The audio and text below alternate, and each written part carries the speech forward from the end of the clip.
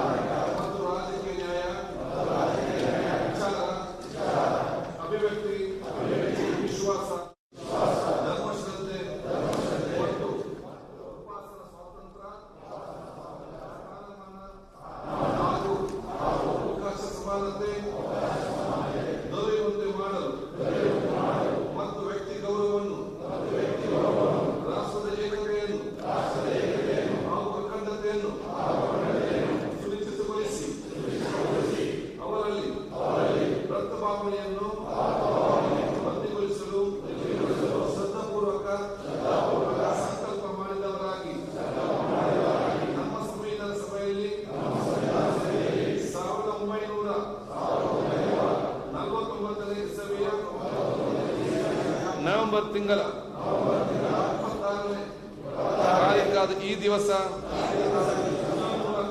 ಈ ಸಂವಿಧಾನವನ್ನು ಅಂಗೀಕರಿಸಿ ಆಜ್ಞಾಪಿಸಿ ಅರ್ಪಿಸಿಕೊಂಡಿದ್ದೇವೆ.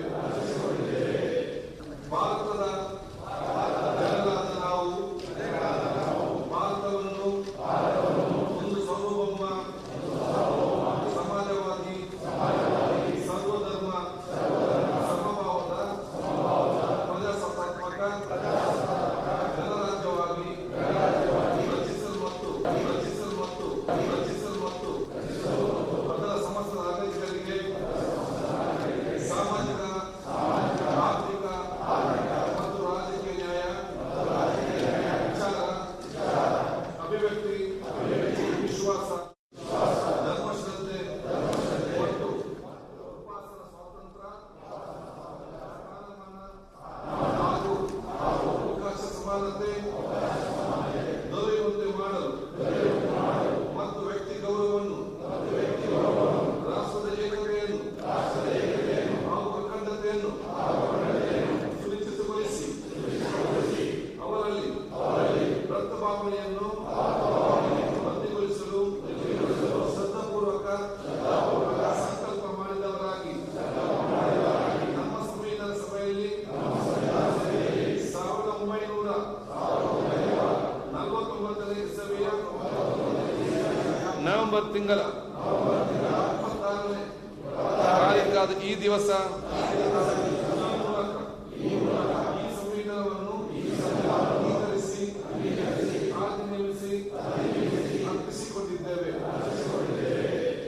ಭಾರತದ ಜನರಾದ ನಾವು ಭಾರತವನ್ನು ಒಂದು ಸಾರ್ವಭೌಮ ಸಮಾಜವಾದಿ ಸರ್ವಧರ್ಮ ಸಮಭಾವದ ಪ್ರಜಾಸತ್ತಾತ್ಮಕ ಗಣರಾಜ್ಯವಾಗಿ ರಚಿಸಲು ಮತ್ತು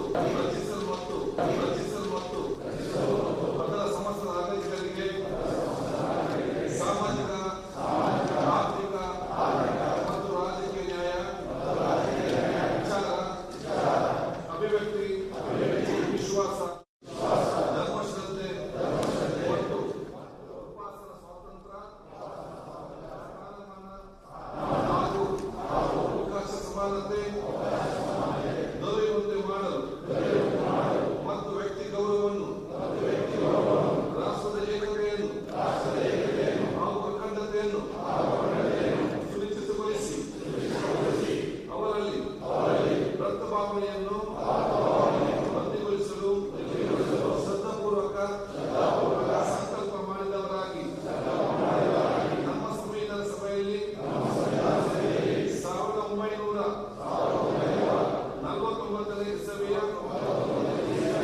ನವೆಂಬರ್ ತಿಂಗಳ 26ನೇ ತಾರೀಕಾದ ಈ ದಿವಸ